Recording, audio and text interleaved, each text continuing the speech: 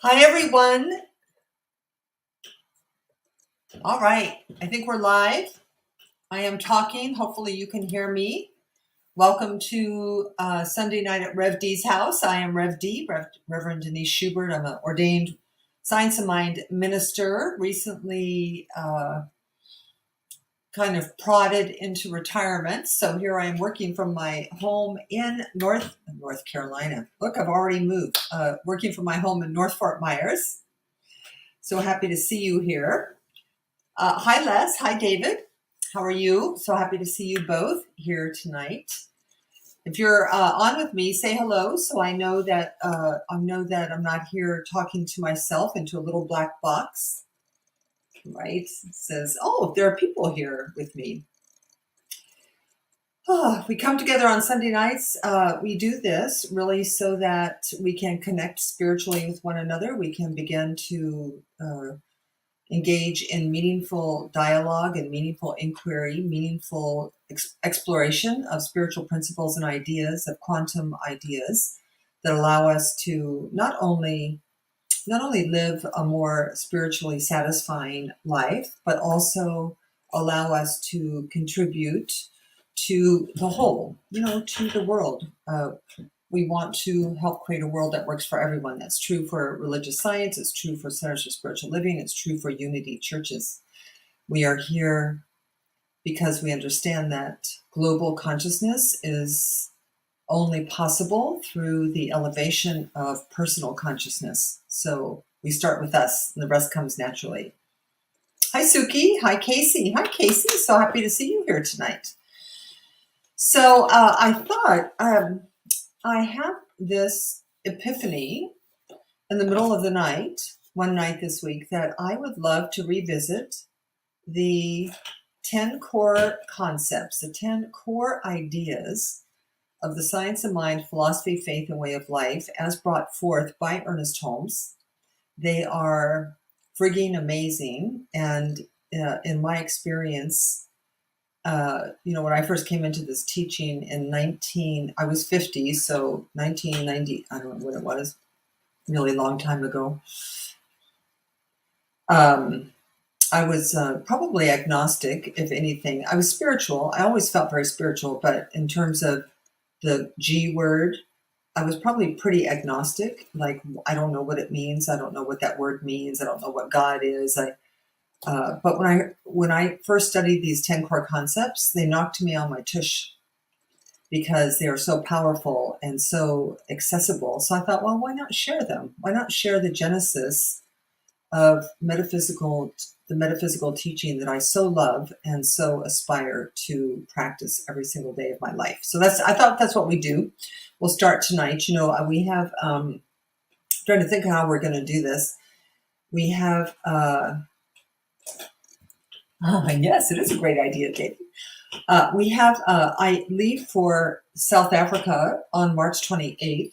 So I'm not sure after that what we'll do, because South Africa is 7 or 8 hours later than we are. So obviously I can't do this at 6 p.m. on Sunday because I'd have to get up at 3 in the morning. And as much as I love you, I probably am not going to do that. So we have to find a different time and day, but we will. But we're going to start on it anyway. So let me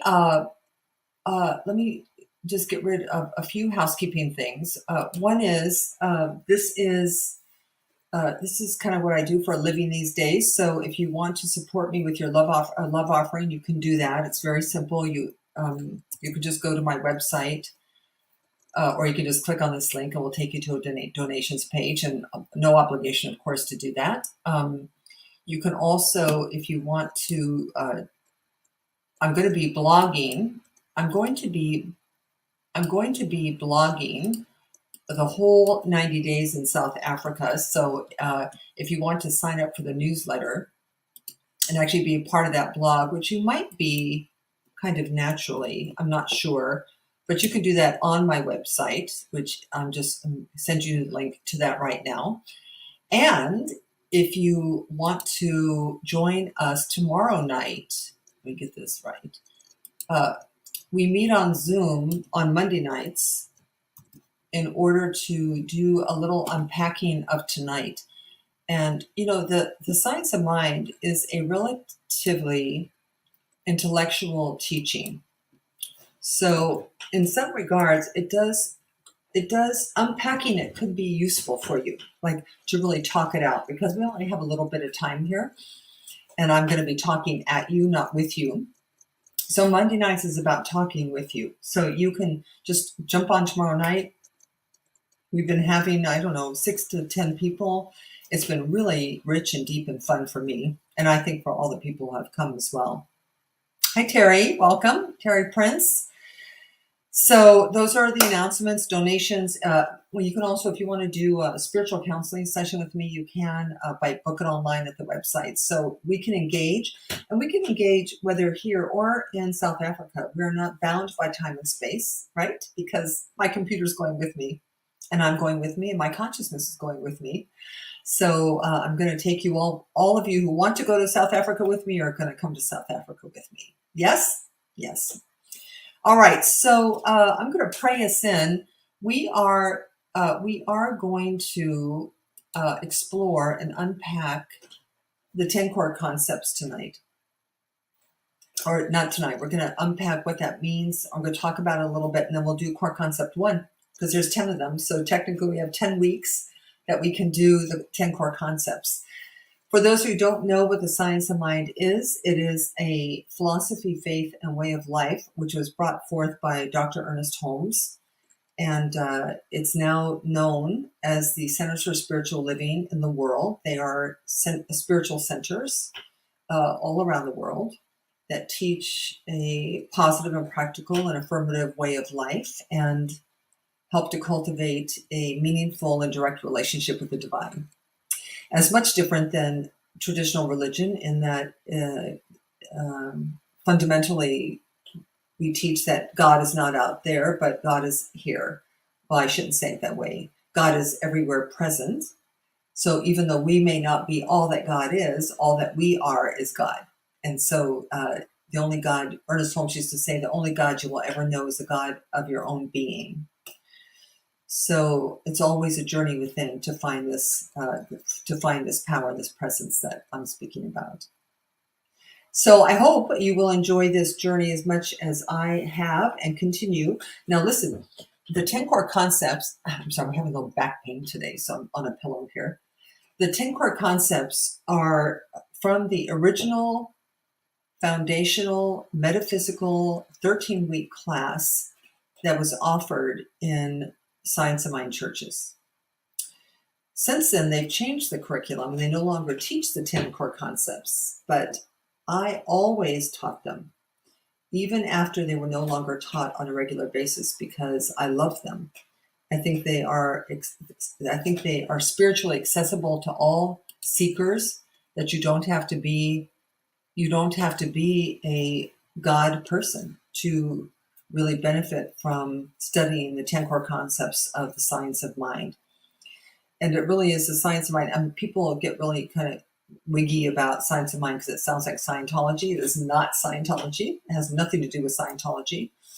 It's really about the role that the mind plays, that the mind plays in the manifestation of the physical universe. And so it's nothing wiggy about it. It's just the science. It's a science like quantum physics and mind. All right, so let me pray us in. Let me get us centered. We have to center ourselves so that we can open our hearts and our minds to be here together and to literally begin to open to whatever it is that brought us here. And so if you're here, just join me with a moment of breath. Take a breath. Take a cleansing, healing, conscious breath. Maybe your first one of the entire day. Conscious, that is, not your first breath. You've been breathing all day long, but maybe not aware that you're breathing. And just invite you to release any tension or any holding on in your body temple. Invite you to release any tension or holding on in your emotional body, your mental body, anything that's been on your heart today, anything you're holding. Just let it go. The truth is, there's only right now, right here and right now, we are here together Don't be fooled into thinking we're not connected, that we are. The connection always is on the invisible side of life. And so it is from that space of wholeness, that space of connection, that space of turning within, that I just simply speak a word of blessing upon our time here tonight. Calling it good and very good, knowing that we are here by divine appointment. Nobody's got a gun to our head. So we chose to sit here, to come together, to open our hearts, open our minds, to explore the potential and the possibility for an expanded way of living, of being, of thinking that allows for a greater expression of happiness and freedom in our own lives and contributes to a world that works for everyone. And so I'm grateful for the blessings of this teaching. I'm grateful for the blessings of your company, simply knowing that as we move forward, it is perfect and we are blessed. And so for this and more, we give thanks, we let it be, and so it is. Amen. Amen. So anyone else here that I need to say hello to? I think I've caught everyone. If you come on and you say hello, I'll come back to you in a little bit. So let's talk about the 10 core concepts. I actually want to show you, I actually want to give you all 10 of them. And they are 10 spiritual ideas that are unpacked fully in the 13-week foundational class that is taught at all Centers for Spiritual Living centers, or was. They've altered the curriculum now, but it's essentially is not a religious thing. And it's the thing, by the way, I love about Science of Mind is it's not a religious thing. I'm not a religious person. Really, if I had to be a religious person, I could never do this work because the God that everyone questions is the same God that I question. I mean, there is no male God sitting on a cloud somewhere judging us and deciding who gets to go to heaven and who gets to go to hell. That's just is not, in my view, in my world, that is not a reality. What is a reality is that love is real and that we are not, we're not ineffectual victims of circumstance in our lives. We are not here by luck. We're not here by divine providence even. We're here, we are, I can't remember who said this, but some mystic said this, that we are just a level below the angels, that we are powerful spiritual beings co-creating our experience with the gift of creation given to us by God to do so.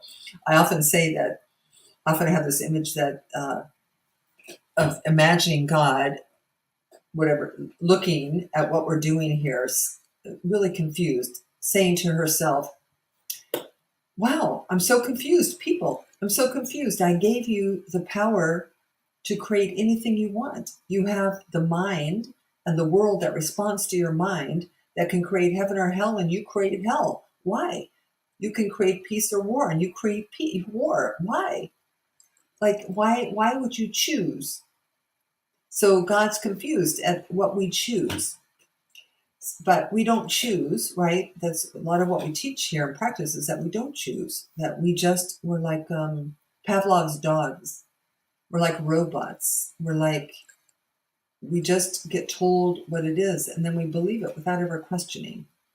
So I loved Ernest Holmes and I love New Thought Metaphysics because it says you can't teach a person what to think. Let's teach a person how to think.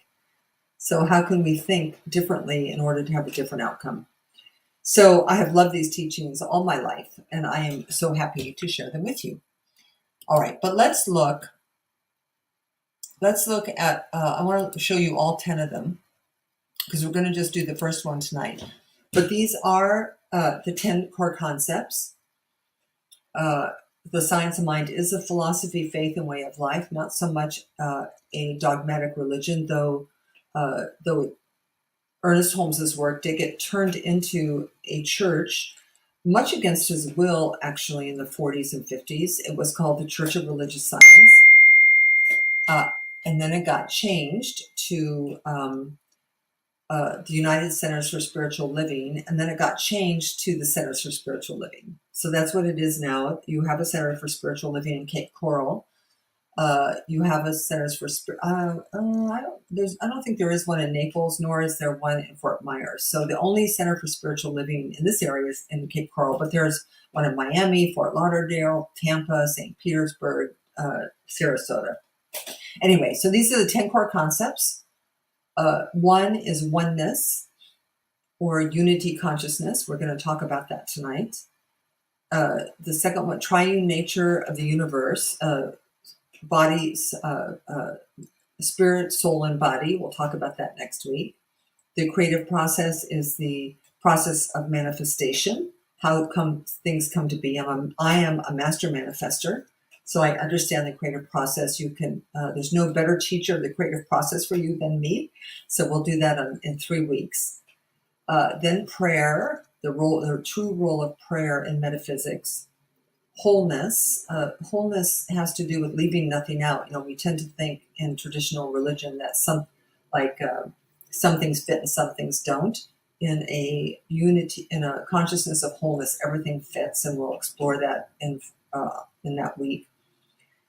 Core concept 6 is the abundance or prosperity of the universe. 7 is the reciprocity, the reciprocal nature that kind of lives in what is done to it is done to you as you believe, or we reap what we sow. 8 is forgiveness, with a wonderful week, wonderful, powerful week. So we'll deal with that during 8 week. 9 is immortality, which of course is ever important to us as we navigate this lifetime. And then the week number 10 is Christ consciousness. So those are the 10 core concepts. And tonight we're going to dive into number 1. Now, are there any questions about any of this before I share with you what Ernest Holmes has to say about oneness? And by the way, remember that you can join me tomorrow night and we will unpack this more. And I actually can also, if you do that, I can send you the 10 core concepts. And actually, for those of you who join me on Monday nights, I can also really even send the written material from the original curriculum, which is what I'm going to be using tonight. So the 10 core concepts are, so stay with me here. I know it's a lot of material, but that's okay. 10 core concepts are broken. Each one is viewed from what Ernest Holmes called the nature, the universe. And by the way, he calls God the thing itself. So the thing itself, which is, by the way, a little why I fell in love with him early on, because I liked calling God the thing itself better than I liked calling God God at that time. But this thing itself is that which is undergirding all things, that which is the self-evident reality. And whatever by name you'll read, I'm going to read it to you in a moment, so you'll see what I mean. So he breaks it down into 2 exposures. One is the nature of God in the spiritual universe, and the second is the relationship between God and human beings. So it's the thing itself, which is the reality, and the way it works, which is how it works for us. Okay? Okay. Okay. So here's what he says. So let's just dive into it. So the first half of the page, by the way, I'm reading from this page. This is a page, the thing itself and the way it works. So I'm just reading from this, and I don't know, post this. I can get this to you. If you want it, I'll send it to you. So the core concept number 1, take a breath. So there is one cosmic reality principle and presence in the universe. I'm going to put this up, actually. I'll put it up. All creation originates in this one source. God is all there is. I'm going to keep reading it. From the one infinite source flows the spiritual, mental, and physical universe, all life, all love, all law, all energy, all harmony, all being, all physical form or effect, all creation. All physical and spiritual principles and laws are contained within the one. So before I continue, simply he's saying here that God is think of this principle he's talking about as a fishbowl full of water, and everything is inside the fishbowl. So the entire created universe, the entire manifested universe, all spiritual laws and principles, everything, there's nothing outside of the fishbowl.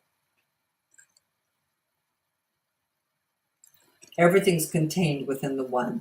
So there cannot be God and anything. There's no God and you, God and me, or God and not you. Maybe even more important, right? There's no like you can be excluded. Everything's contained. He says many different terms are used in various cultures and theologies to express this concept of God, this concept of oneness. All have the same meaning and all denote a single principle. So it doesn't matter. He's saying it doesn't matter whether you're Christian or Jewish or Catholic or Hindu or Zoroastrian or Wiccan. It doesn't really matter. That every religion is talking about this one principle, this principle of oneness, or this principle of wholeness. He says terms frequently used in science and mind are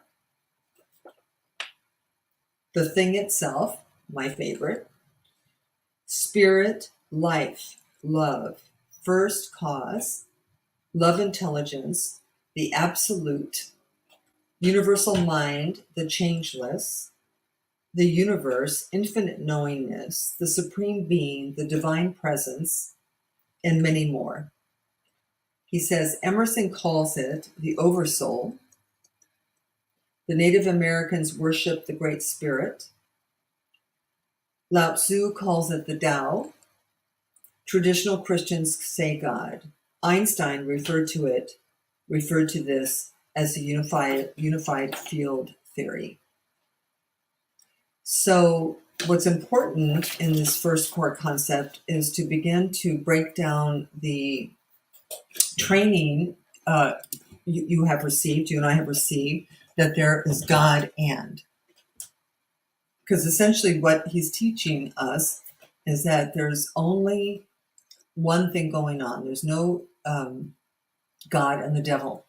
There's no good and evil. There's no favored people. That we live in a unified field, all of us, that's connected. I like to think of it as like a web, like a spider web. That if you took a web and put it all the way around the earth, that there's whatever happens in Russia on the web reverberates where we are, because it's a web. We are connected to each other. We live in a unified field of wholeness. If you can embrace this, it might do for you what it did for me, which is to make me feel less disconnected, less lonely, less by myself, less not a part of. Because those feelings of not a part of are an illusion of separation.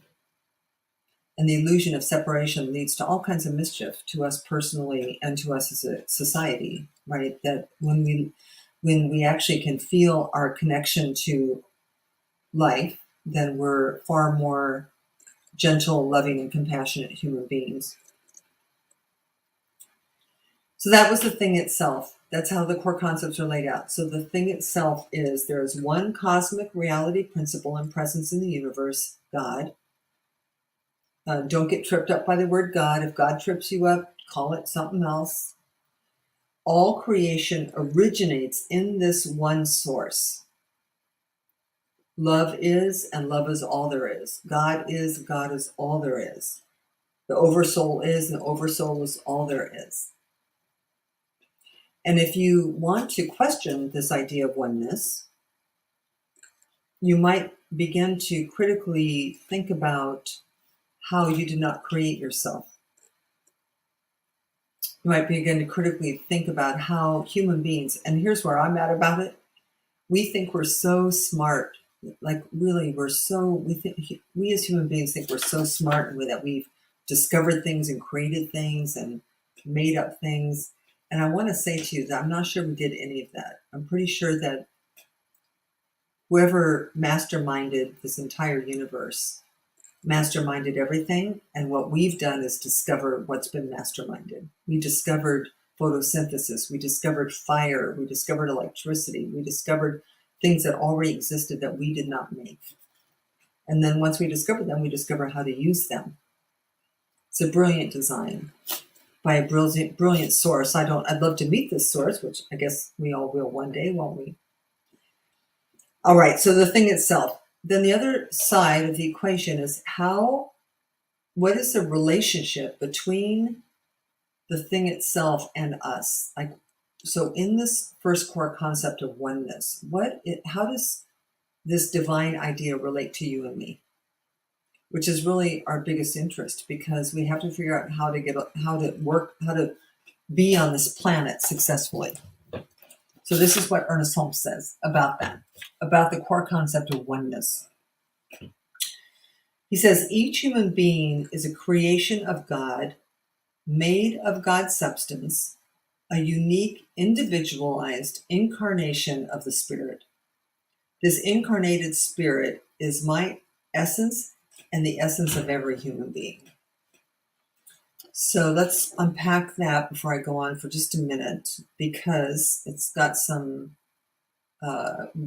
worthy contemplation in there that might rattle your reality. Maybe not, but it might.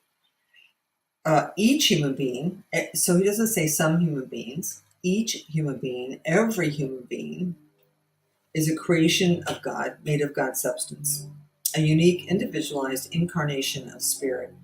So if this is true, this means that that's true for the saint and the sinner. It means that it's true for you and your mother. It means that it's true for you and the jerk at work or on the highway. That means that each one of us is made of the Spirit. Not some of us, all of us. And that whatever the source energy is, that is the essence of every human being. Now, I want to argue with this. You want to argue with this because there are obviously some human beings that aren't very nice. And we want to think that they're not like us, that they're different than us. But the foundational spiritual principle here is that the potential of the Spirit, the love of the Spirit, the peace of the Spirit lives in every single human being. And that if we can activate that, then the world would kind of change how it operates.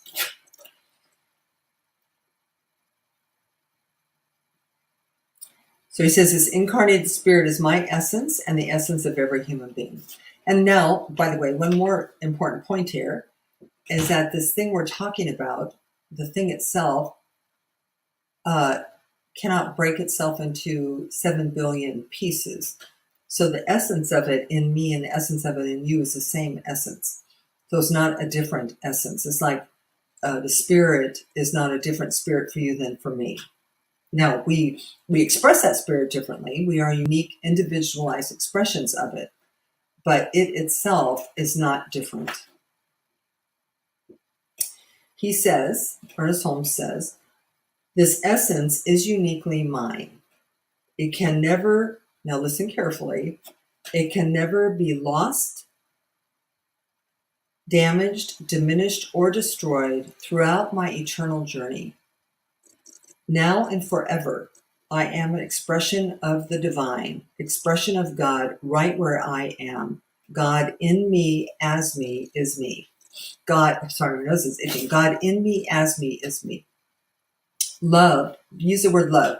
Love in me, as me, is me. And it doesn't matter what happened to you, doesn't matter who did what to you, doesn't matter what your childhood was, it doesn't matter if your husband left you, it doesn't matter that the spark of the divine within you, the love within you can never be destroyed or lost or forgotten, ever, ever. So when I say you are whole and perfect and complete, I mean it. I mean that literally, no matter what your life story is, you are, as a divine being, whole and perfect right this minute. So he concludes with core concept number 1. And by the way, there's a whole class around this core concept. So we're skimming the surface a little bit, but it doesn't matter because it's equally as powerful here. He says, because each of us is an incarnation of the one spirit, all life is inseparably one. There is a divine wholeness, a total interconnectedness at the source. Despite my occasional feelings of separateness, this oneness is irrevocable and eternal. It is who I am. All humans are one with God, one with each other, and one with life, animate and inanimate.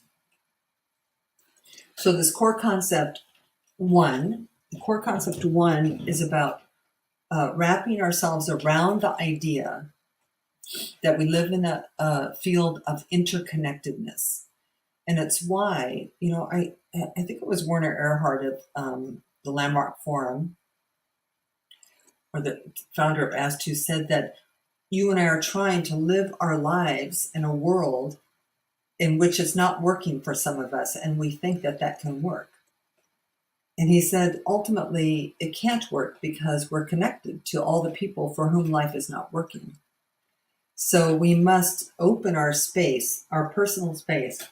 We have to open to include the world, to include all the people not like us, to include the animal kingdom, to include all the people before us and after us, that we are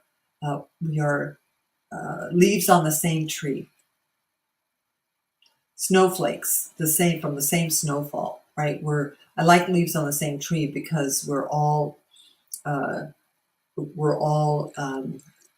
being fed by the same root system. That's a very beautiful analogy for this idea of oneness. So when we get our interconnectedness and we get that we cannot be abandoned by God, that like God did not abandon you.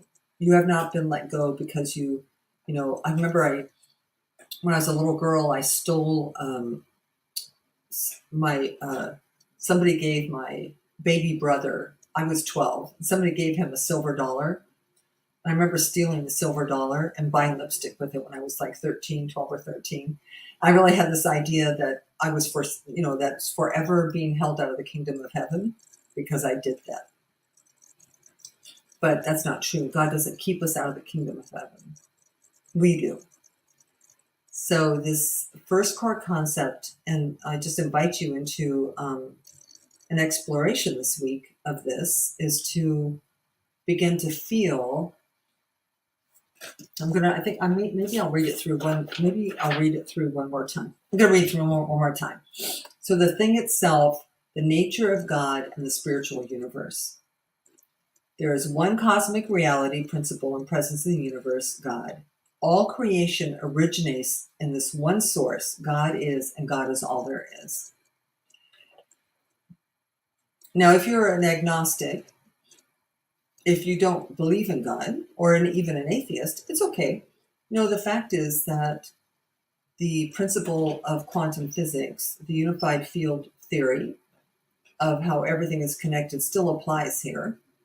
So whether, in my view, I'm calling quantum physics God, but you don't have to. Call it whatever you want. From one infinite source flows the entire spiritual, mental, and physical universe, all life, all love, all law, all energy, all harmony, all being, all physical form, all effect, all creation, all comes from the same place. Nothing is separate. Nothing's left outside. Nothing. So, terms frequently used to call this thing: love, intelligence, God, the Atman presence, the Father within. You could just call it whatever you want. And your relationship with God, the relationship between God and you, You are made in you are a creation of God, made out of God's substance, a unique, individualized incarnation of the Spirit. It is your essence, and the essence of every human being you know and don't know. This essence is uniquely yours. It cannot be destroyed. It cannot be lost throughout your entire eternal journey. You are a magnificent spirit now and always. God in me, as me, is me. Because each of us is an incarnation of the one spirit, because each of us is an incarnation of the one spirit, the only one. There's only one. I like to think of it as like one divine parent, right? Like we've been given birth, all of us, by the same thing. Because we are inseparably one, there's a total interconnectedness at the source. Despite your occasional feelings of separation, this oneness is irrevocable and eternal. You cannot change it. You cannot destroy it. You cannot be bad enough to make it go away. You cannot be good enough to make it stronger. It just is what it is. So core concept number 1 is oneness. Unity, we call it unity consciousness.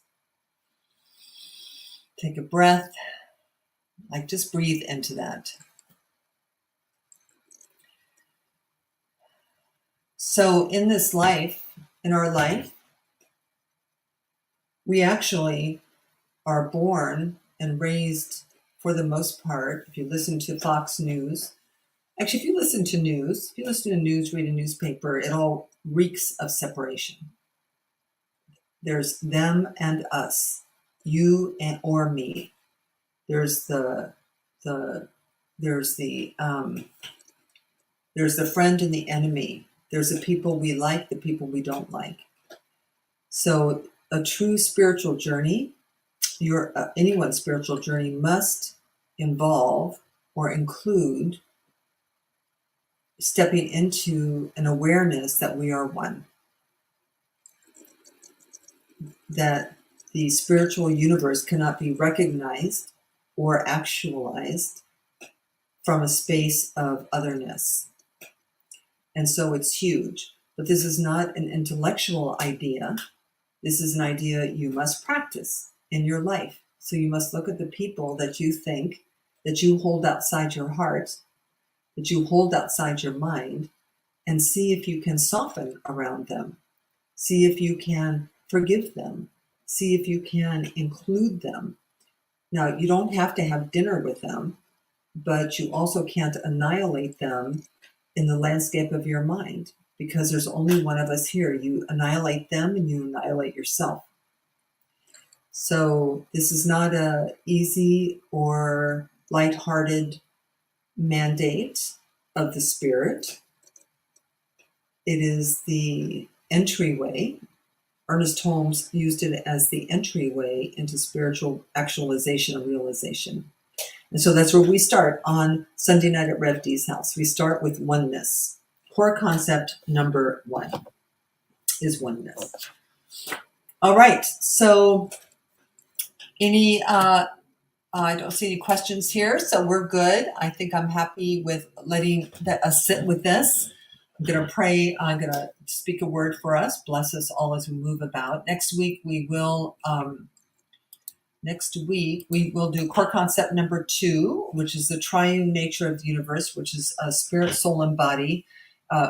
We won't very potent interpretation by Dr. Holmes, which allows us to kind of move into a more metaphysical interpretation of this Father, Son, and the Holy Ghost, which I love.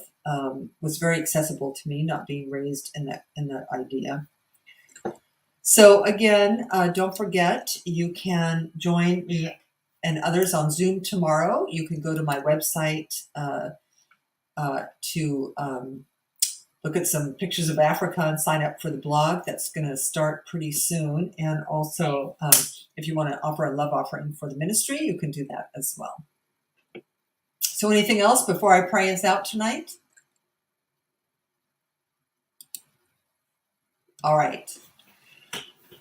All right. So let's just take a breath, all of us, oneness and unity.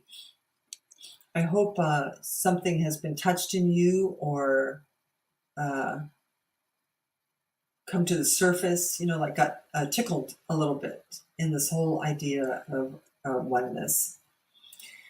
So let's take a breath.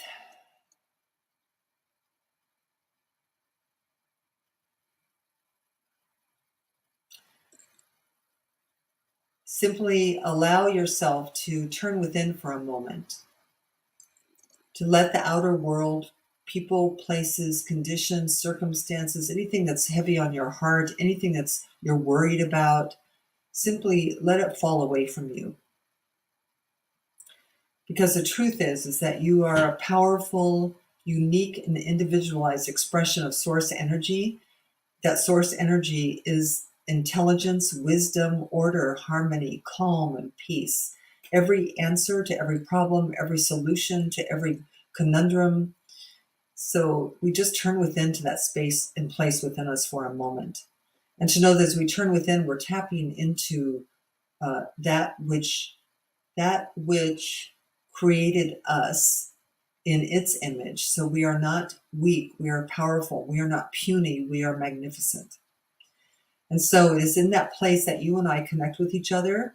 We connect with each other, we connect with others, we connect with other people around the world, we connect with our enemies, we connect with our families, we connect with everyone and everything on this inside side of this inside, this internal side of life.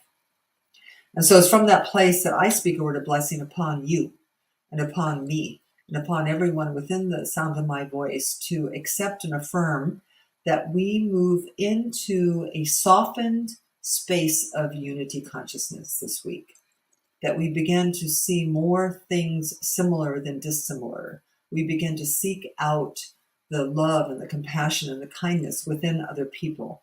We begin to question our ego judgments and the lines in the sand we have drawn.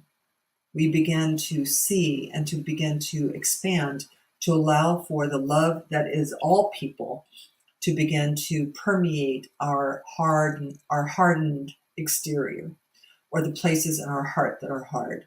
We live in a unified field of consciousness. We live in a unified field of oneness and connection of unity. I notice from that place that we abandon all sadness, all loneliness, all isolation, all desolation. It is from that space of community, consciously connected community, that we find our tribes, that we find our support, we find our communities. And that whenever two or more are gathered, something wonderful takes place. Whenever two or more are gathered, miracles occur. And so I just call that forth in all of our experiences. We begin this 10-week exploration of spiritual principles. We start with unity consciousness. We start with oneness, and we do it today. We do it happily, happy to explore, happily to discover together and on our own. And so for this and so much more, for the chance to stop in the middle of our week and say hello to each other, to think a higher thought, to open our minds and our hearts, I'm grateful. Knowing that it's not for nothing, that we leave here a little bit changed, open to revelation and miracles. We just simply allow this to be. We allow it to be together by saying together, and so it is, and so we let it be. Amen. Amen. All right, so that's it. Hopefully I will see some of you tomorrow night on Zoom. The rest of you, I will see next Sunday at 6 p.m. So peace and blessings. Thank you so much for coming out tonight and brightening up my evening. Peace. See you soon.